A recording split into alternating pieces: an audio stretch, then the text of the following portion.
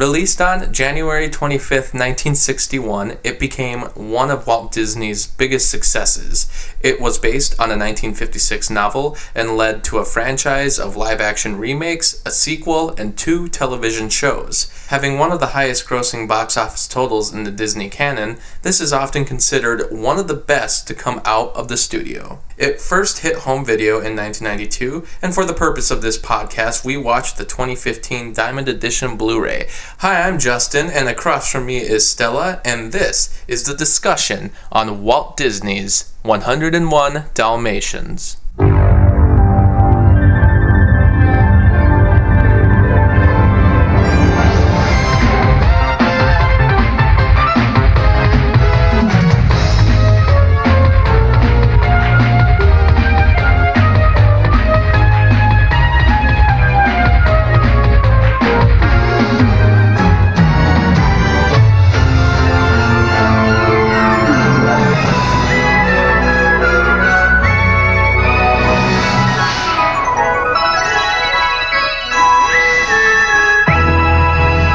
Hi, welcome to the podcast.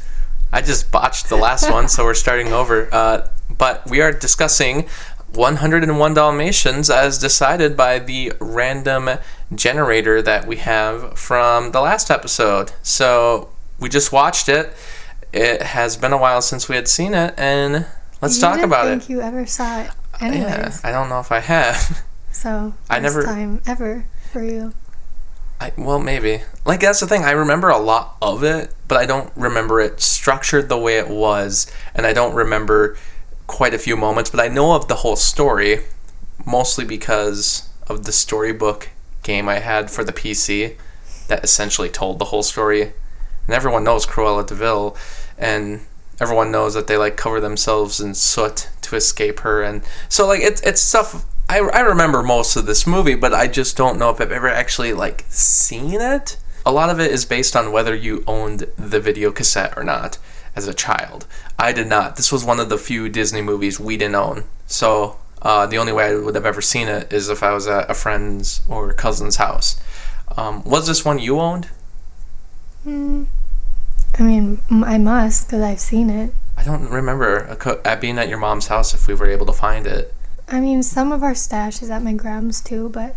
You have 2 copies of Cinderella, so it's good that you're... Yeah, one is unopened, because my mom's like, this is going to be worth money someday. Like... You tried to sell it now. Like those, you know, those Black Diamond collection ones. Those are expensive, yeah. Sure. Let's tell the internet that. Yeah, but this is one that I never grew up with this one, so I don't really have a nostalgic attachment to it. I've seen the live-action remake... probably more because I owned it. When we watched the remake, you were much more excited to watch the second one. I've never seen the first one. That's why. And I didn't realize till the end. I was like, this is not the one I'm talking about. Because I was like, 101 Dalmatians remake's not, like, bad. I was actually kind of into it. I'm like, it's got pretty good performances. It's just a really... kind of almost boring movie, especially since the dogs don't have any talking or thought process. They're just there to be cute. But yeah, we get to the end and you're just like, where's the cake at? And it was like, what are you talking about? And I was like, oh yeah, they made a second one. Are you talking about that one? 102? She gets baked into a cake. I don't know why. That's the only thing I remember, but now they're doing the new one, Cruella, with Emma Stone. What? Have you heard about that? No, but I don't like her. Yeah, they're making like another... It's like a Disney remake again. She's gonna be her. They're like doing like a Maleficent where she's gonna be the main character and it's gonna be like an origin story. As a villain. Well, I think it's weird. I kind of am excited for her to do it because I do like her. I know you don't, but it's gonna be kind of a change of pace for her because I want to see her do like a different performance rather than what she did in like movies like Crazy Stupid Love or La La Land, where she's a good actress, but she kind of just does the same thing over and over again. I want her to do something more like Easy A, where she has more to work with. Cruella, I'm like, she could maybe be a villain. But I can't see it. Yeah, I kind of think, though, since we still have Glenn Close, I mean, come on. I mean, she really was... She was the best. She was fantastic. That is... So you can't top that, so don't even try. And you've never seen the TV show. You didn't even realize it existed. Well, there's a TV show for almost... They made a ton. Well, they made one Little for... Mermaid and... it was the early 90s, and they made it for 101 Dalmatians because, like, that was still one of their highest grossing movies. This was, like, right before Little Mermaid and Aladdin and Lion King came out, and all those became huge and pretty much overshadowed everything that had come before. But 101 Dalmatians was still considered one of the more successful ones, so they made a TV show. And there's actually another TV show more recently made. It was made for another country. I heard it was going to be on Disney Plus, so I think there's a way to actually watch it now. But let's talk about the original film, which I actually did not realize was even based on the book, but a lot of these are based on books, and I never... like, even Bambi is apparently based on other source material, but very loosely. 101 Dalmatians, the movie. What did you think of it? It's more boring than I remember. I felt the same way. Not that I remember it, but watching it again, it's kind of putting me in that place of, you have to understand, like, this is one of the most popular Disney films still. And even you were going through reviews and you found a lot of people really enjoy this one still and consider it one of the best. I could not find one bad or one, like, even average. Everybody loved it. And I was like, oh, which is not bad, but I was surprised there wasn't even one bad one I could find. I just kind of wonder, I never really met anyone who specifically would talk about this one. It was always kind of, there was more focus on the princess ones, or if not those, Pinocchio, Bambi, or Dumbo. And this is like pre-90s stuff. Yeah, but I mean like pre-90s, like, because a lot of those movies, they are kind of made for a different time in a way, with different people, different standards, especially for storytelling. I read a review that said that this movie was, at the time, they figured it was the best Disney film since Snow White. And I can kind of get that, because story-wise, very simple plot, very brisk-paced movie, and it all, it's just one of those stories that I do find to be at least timeless. Like, it always works no matter when you watch it, where you watch it, and everything about it works. But I guess in comparison to Snow White, I do find this one more boring. I don't know exactly what it is that I can particularly point out that is boring about it. It's just too simple and quick, and I don't know. But it's like you could say those same things about Snow White. Yeah, but you pointed out we watched the dogs watching TV a few times, and it's just them in wherever that deserted building is, just chilling there. Mm-hmm. The DeVille Mansion. Yeah. The abandoned DeVille Mansion. I don't mean to mock them watching TV, because I can kind of get it. At the time, this was the first Disney film to actually be set in modern times, which is interesting. I do like the aesthetic of it, in that it is kind of like it is a chill place that I don't want to live in. This is, it's very British movie in a way, with the designs and with the architecture, everything, how it looks, the time period, which at the time was modern. They are watching TV in one scene, which feels weird, because I'm like, why are they doing this? This is like a very long sequence, but the stuff they're doing with the television is making fun of what television was doing at that point. I pointed out they were doing that jingle at the end of the television show they were watching, and that jingle was just for, like, it was like a food commercial. But I said, dog food. Yeah, but I said that commercial is making fun of commercials that would do that, and it's almost kind of ahead of its time there, because there was probably not many people who were, specifically making fun of, corporate marketing like that at the time. And that's what they said in their little making of. Yeah, in the documentary that we watched, yeah, they mentioned that, because they mentioned that was one of the songs that the guy actually wrote. Very few songs in this movie too. I don't know. 2. Yeah. Right? 2 plus the jingle, I guess, as well. I'm only including it because overall, not much of a score even. They kind of did in the beginning, but then they just kind of forgot about it. During the sequence where they're doing the big dogs barking across London and trying to find the puppies, there isn't like any kind of orchestral score or anything really huge. It's just it's silent.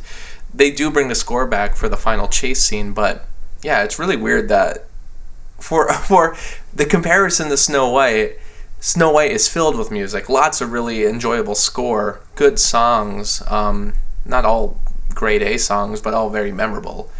Whereas this one has the one song, the villain song, which is good because everyone knows it at this point. It's a very catchy beat. And then, they have the final song, which you didn't even remember. No, I still don't. We'll have a Dalmatian plantation. Oh, yikes. And that one's okay, but... It is not. I don't know. I didn't mind it. It was just, for being a musician, he is a musician. Yep. You'd think there'd, That's his work. You'd think there'd be, more in the movie to fill it up. More of him just playing piano, like he was at the beginning. Mm-hmm. I really like that beginning scene. With Pongo looking outside, and there's that music being played in the background that he's writing, but meanwhile Pongo's looking out the window trying to find him a lady because he's sick of his owner being lonely. Yeah. And that scene's really good. He's just looking over every woman and just analyzing what makes him work, and some of them walk by, he's like too old, too young, and he seems like two different people, like the dog in the beginning, and then he just doesn't really talk after that. Seems weird. It seemed like it was going to be an inner monologue more. Yeah. And then they do kind of just drop that too after the puppies are born. And it kind of becomes a different movie. And there's not very much talking with, the animals don't talk as much as the humans. And the animals are the main part of the movie. This movie is basically, oh, look how cute the dogs are. And that's it. It really is one of those movies where the dogs are cute. They all kind of have somewhat distinct personalities, I guess. The one that's hungry all the time and the one that watches TV. Mm-hmm.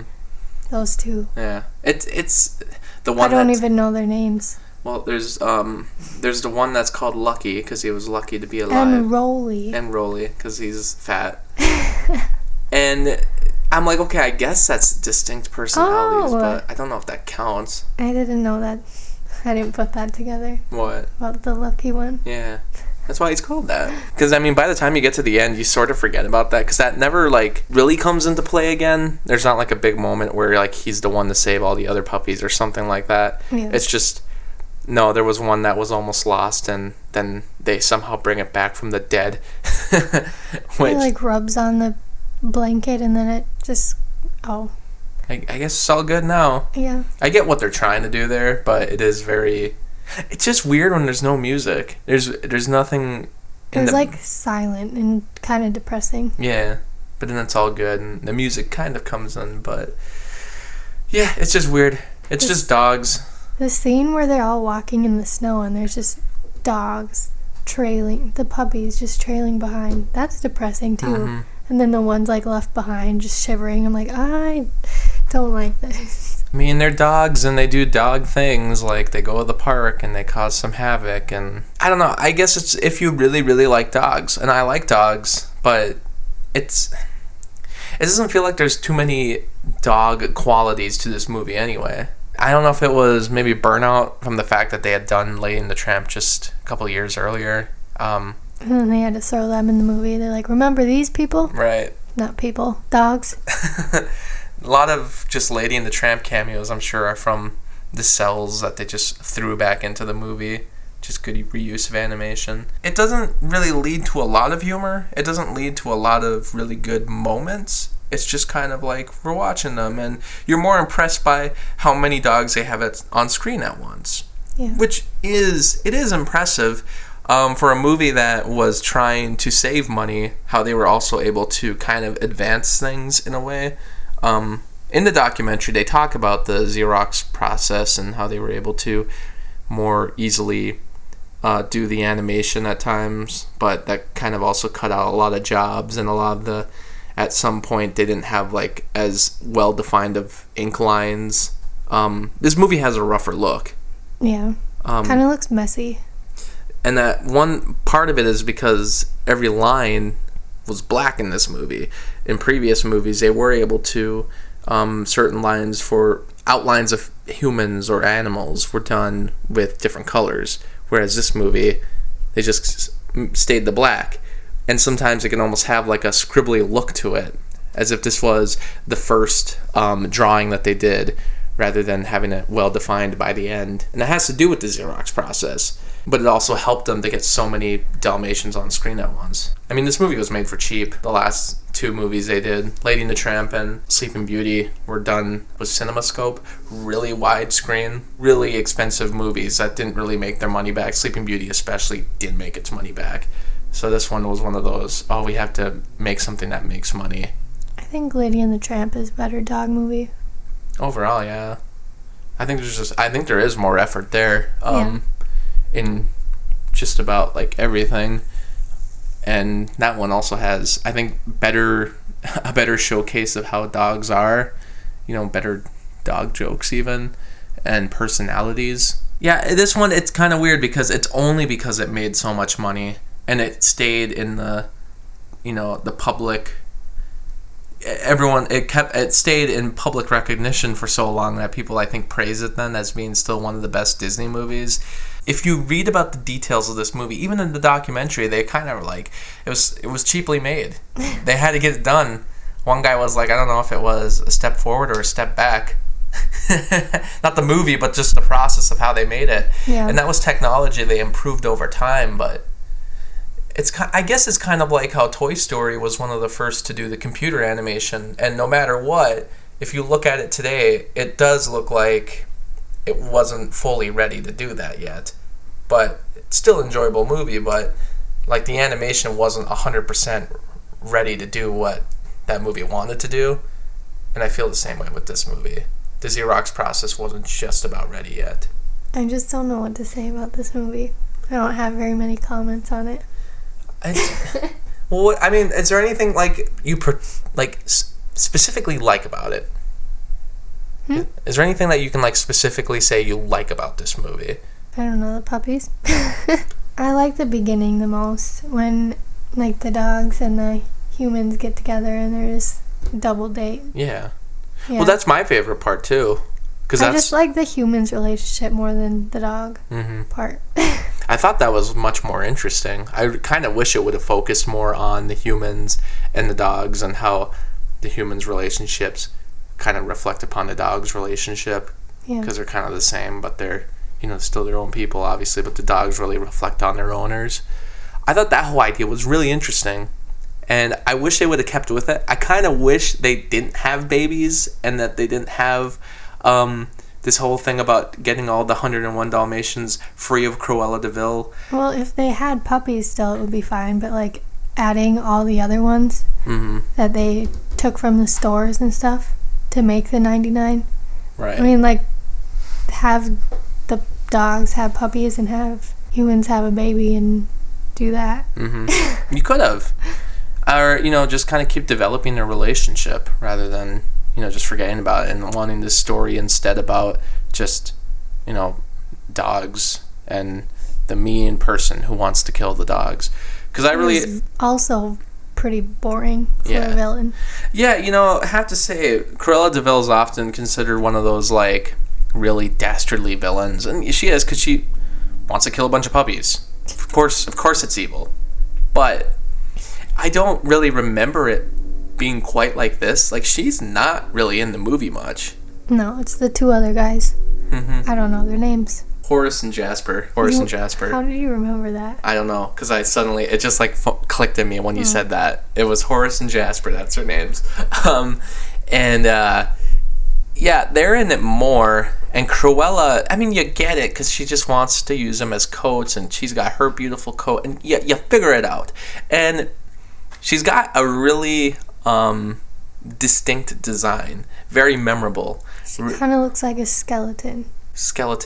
Underneath a giant fur coat that just represents her carelessness towards animals, Also looks like she's supposed to be old. But she's like also in her 70s.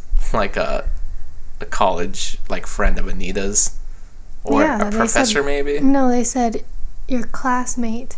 Which they don't really touch upon that much. They don't really even dig much into the connection of her and Anita and what they're doing. Because in the remake, actually, they have her working for her. She's like her assistant. And she's a designer. And to be honest, that kind of works better because it has a better reason for what their connection is and Cruella's connection to fur and why she very much wants to get the Dalmatians. And why does she know, like, they're not friends, they don't hang out, so why does she know their dogs are having puppies? Mm-hmm. It makes you wonder, like, how close were they specifically? They might have never realized that she wanted a coat out of the puppies, but, you know, they were refusing to sell, but you could tell that he was not a fan of her, and Anita maybe just dealt with her. Yeah. But he kind of like stood his ground and was like, you're not getting these puppies. I don't care how much you pay. But then you find out she's been stealing lots of puppies to make a giant coat out of, and she does mention that at one point she wants to make a Dalmatian coat. Really, besides the opening scene that she has, and showing up later when she's trying to find the puppies in her car, and then she has that terrific chase where her car is just falling apart. Like, I love that part. Especially her just driving through the snow. I have a question. So, she comes to those two guys, whatever you said your name is. Horace and Jasper. Their names are. And she's like, we need to get this going because the police are everywhere. And they're like, you're not going to make enough coats. They said like 20 or something. So is she trying to... I always thought she was making it for herself. Is she trying to sell them? Maybe. And I'm sure they do touch upon her being some kind of in that business. Yeah, she wanted to make more, and I think their plan was, you know, to let them get bigger. But then at a certain point, when the 15 puppies got stolen, and that was way more publicized because they lived in London, and I don't know, I guess it was a slow news day. They really publicized that one, so then the hunt was on. And I don't know, I'm guessing those other puppies got reported, because Dalmatians are expensive. No, they got bought. Because when the cat comes, and he's like, are you the 15? He's like, no, we were paid for. Oh, yeah, that's true. So they came from pet stores, because that's why they don't have collars. By the way, though, Dalmatians, expensive. She must have spent a fortune to do that. Those 15 puppies were actually a bargain. But, I mean, she was willing to buy them. Like, she's not going to make her money back. Really, though, like, the only thing that makes Cruella, like, besides her, like, nastiness and kind of craziness of chasing the puppies, her real evil quality is that she just wants... She's fine killing a dog for a coat. And it's not even her, though, killing him. She has somebody else do it. Mm-hmm. So... But, I mean, like, really, when you realistically think about it, it's like, that's not the... It is terrible, because as a dog lover, it's terrible. It is. But... Compared to, like, other Disney villains, like, it's not the absolute worst thing. Gaston's not even that bad. Yeah. There's a lot of villains that are just not that bad. Mm-hmm. Some of them are just more annoying, and, I mean, I guess she actually is killing... It is murder, so, I mean, I guess that is more evil than some of the others. 'Cause she was pretty much planning on killing 99 puppies. She was. So, like, I guess that was going to have a higher kill count. And if you care a lot about puppies, then it's like, well, that counts more. But what I'm mostly saying is, like, she's hardly in this movie. She barely was in it, less than I ever remember. And I'm like, wow, you know, for being considered one of the most popular, it's kind of crazy how little she's in the movie. And we've really just, at this point, attached it to, oh, she wants to get those puppies. Oh, she's so evil. We see her more driving in her car like a madman. Than anything else. Her actually saying anything. I think it's the design alone. I think the design is just so memorable, and her personality in that opening scene where she ends up at their apartment, it clicks right away who she is, and it's very on the nose, very good voice. That cigarette with just like the green effect coming out of it, and which her is half and half hair. Mm-hmm. Everything about it was like they put all their effort into making this awesome design. And then she barely shows up, but she is memorable enough to be around there. And I think people really, especially as children, attach to the fact that she wants to, you know, use the puppies as a coat. That's just evil. And that's enough for people to be like, we don't even need her in the movie hardly. Like, she's just evil and screw her. And that's the end of it. I do think Glenn Close is better as Cruella. I think overall that movie represents Cruella better. She is so good. Mm-hmm. Let's just watch that. And, but I mean, overall, I think the animated movie is better than the live action movie, just because I find the live action movie to be even more boring. But that particular performance is better. No, the second one. We have to watch the second one, so I'll know. The animation style, very rough. I kind of like it at times. because it kind of does have like a flat, sort of taller look to it as far as being a full screen animated movie. It's got some really great moments in it, especially when like Horace and Jasper are chasing the puppies in the house. There's some really cool color moments there, especially when there's like the scene where they've cornered them and it's all like red in that room, and it looks very freaky, and the cat is just trying to protect them. Like it takes like jumps like that at times where it has a lot of fun with the animation style. But overall, it's like every time I think of this movie, I do really think of just like, wow, it just is rough. I feel like I can see scribbling at times, and the backgrounds even, especially on the buildings. Mm-hmm. You were pointing out in one of the buildings how in the room, one of the frames that was in the background was like the exact same color as, it like blended in. I was like, oof. And just not as detailed with, because previously, I mean, like with Snow White, every background was done with, watercolors, very detailed. It's so bright. Mm-hmm. And colorful. And this movie, it has a much more flat look to it, where the characters kind of blend with the background at times. And I don't hate it, because I could see this animation style in like a 1960s art museum. I could see this kind of stuff being made, but just to watch an entire movie like it's not always that appealing, especially in some of the houses. Once we hit like the outdoors and we get to Cruella's house, it's a little better. It just kind of looks sloppy sometimes. And I mean, that is kind of the style almost. And it's like, I guess you can get away with it. Obviously, there hasn't been too many complaints about it since people seem to praise this movie. And I do like it. Overall, I would give it like a 6 out of 10, because it still works, and it's simplistic enough where it works, but not in the same way as Snow White, I don't think. Even though the comparison is there. Like, it is worthy to make that comparison. What would you give it out of 10? A 6. 5.5 or 6. Same as me. Yep. Well, copying you. Sorry. I'm just copying you. Yeah. No, why am I dumb? And I literally thought that one dog had 99 puppies, or 101. I was like, wait, there's only 15. And you're like, yeah. And I was like, she has to have 100 more. Because you were saying during that scene, you're like, yeah, but like realistically, if a dog were to have that many puppies, it couldn't happen. That could not happen. No, I was like, she would be so big, and you're like, she doesn't have all the puppies. I was like, oh. The reason you think that's the stretch of the imagination is because Disney didn't even do that. They find the other puppies later. Why did I like remember it as one dog had a batch of 101 puppies? Because I think a lot of kids think that. And you might have been just remembering from then and just thinking, well, this isn't a kid's animated movie, so I'm sure they would still do that. Because I always thought that. I always thought that it was one dog having many puppies. It was only until like I got older, you know. I don't feel so bad. And yeah, well, don't. I mean, I had never seen the movie, but I always assumed, I'm like, yeah, that dog has 101 Dalmatians somehow. Yeah, and I didn't count the parent dog. Yeah, so it's only actually 1, 99 puppies. Yeah, I was like, wait. I was like so confused.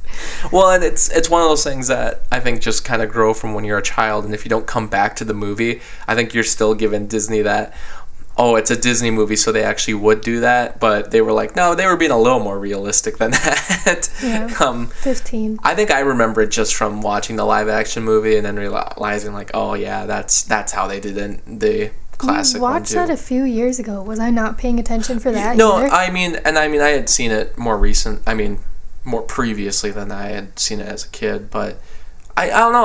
Like I said, it's not something that's touched upon too much. Like, if you're not really like into the movie, which I'd get because that movie too is pretty boring. I could see you overlooking it, especially with that movie, which focuses more on the human characters. It's just because I thought it was the other one, and I was waiting for the best cake part. Yeah. I was trying to figure out why I don't remember it. There's one thing I really like about this movie. It is when the dogs are barking across London, and I remember that scene as a kid, but once again, I think I'm remembering it from the video game that was like on the PC.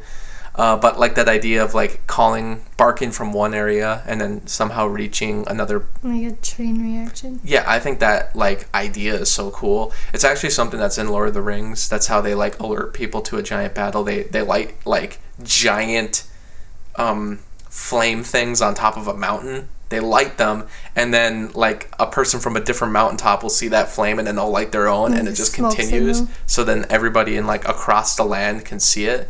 And that scene in that movie is super cool. We should watch Lord of the Rings. That's not a Disney movie. And so that part in this movie I think is cool. It has interesting ideas regarding dogs, but it doesn't nearly dig into them enough for me to think like, oh, this is one of the great dog pictures. I could think of better, like Where the Red Fern Grows, Old Yeller, Even Lady and the Tramp. Yeah. They're better. I think Oliver and Company is a better dog movie because I think it represents dogs in a better way. I think it has funnier dog moments. This one, it's just, I don't know. All I think about is, God, those puppies, once they get bigger, Dalmatians get big, and they're pricey. They have all of them. They just kept them. Right, yeah. So, I mean, what's cool about the live-action one, I don't mean to keep comparing it, because the live-action one is not better, and I wouldn't even consider it a good movie, but it does things good. And the other one is the Dalmatian Plantation. They actually show it in the remake. At the very end of the movie, they have the two adults, and they're with all the puppies who are roaming around this like giant area they bought. They kind of bought like an estate. And they actually made it a Dalmatian Plantation. And I always thought, like, that's cool. I mean, that would have been really neat to have grown up with the Dalmatian movie, and then in the 90s go and see that live-action remake and actually see them do things like that. Like, everyone might have remembered the Dalmatian Plantation song, and then to actually get it at the end. See, that was a time when Disney remakes were trying new things and putting new things in the movie rather than being 100% the original. Like, if they were to remake 101 Dalmatians today, it would be like The Lady and the Tramp. It's exactly the same. Exactly the same, except they would do a gender change here or there and a story change here or there. Yeah. Song change. Yeah. Have to change it because there's a racist moment. This movie is very noticeably missing racist moments. This must have been the point where like they were like, whoa, Disney, maybe we can't just put a cat in the movie that looks like an Asian. Like, oh, I guess we can't. Yikes. I mean, this movie is devoid of stuff like that. It is like Snow White, where Snow White didn't have a lot of that either. So, in a way, this movie is automatically timeless because it doesn't, even though it is set in the 60s, it's timeless. Like, anybody could watch this movie and, like, get into it. But just not one I grew up with. And I don't know if that's why I have a different, like, perspective on it. But you remember it. But obviously you weren't, like, too into it as a kid. Apparently not correct. I don't remember it. So, I don't know. It'd be much more interesting, I think, to talk to someone who did grow up with it and see what it is about it that really works. Someone who grew up with it and really loved it. Someone who didn't just love 102 Dalmatians, the live-action sequel to the live-action remake. There is a sequel to this movie. And I remember when the sequel to the live-action movie came out. I think that was like 2001, 2002 that came out. And it came out around the same time the sequel to the animated movie came out, which was called 101 Dalmatians 2.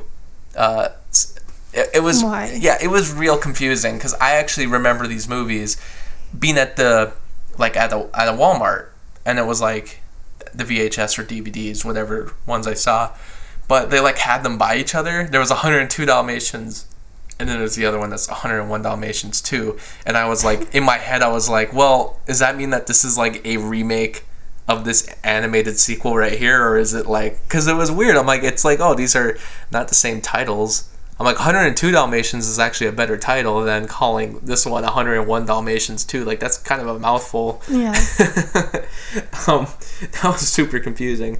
Maybe we should watch that sequel sometime. The animated sequel. Have you ever seen it? I haven't. No, because you haven't seen the first one. I know that the dog from the TV show in this movie, that, you know, when they're watching TV, there's like that dog who's like the hero. Oh, I think I have seen it, actually. Yeah, that, because he shows up in it. Yeah. And Cruella kind of has this, she like gets into the art scene in that movie. I think that wraps it up here with 101 Dalmatians. It's tougher to talk about this one because I think people will maybe be shocked that we're not too into it. I don't hate it, but if I were to watch one of the Disney classics again, with a simple story and that's considered perfect, I would go watch Snow White instead. And I can think of other ones pre-1990s that are better. I think it's time then for us to use our randomizer to find out what movie we will be watching next time. Do you want to give me a drum roll? No. Like a... You ready? Yeah. Okay. I just randomized it. And it looks like next time we will be discussing Tarzan. Woohoo. The 1999 classic, which was the end of the Disney Renaissance. I love that movie. I do too. I think we watched that together, have we? Yeah. Okay. I've seen that one a lot. That one I will have the things to say. They have such good songs. Well, here's one thing. A lot of people do not dig the Phil Collins in that movie. I know. So well, they're wrong. So you saw an episode now that where we didn't really dig a popular movie, and now we're gonna do an episode where we really dig a movie that I don't think has as good of reviews.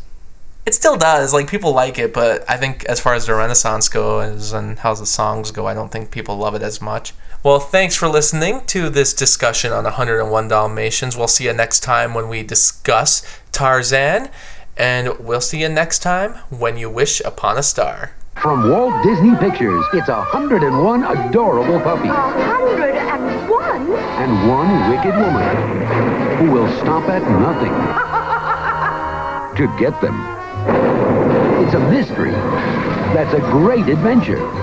But most of all, it's fun.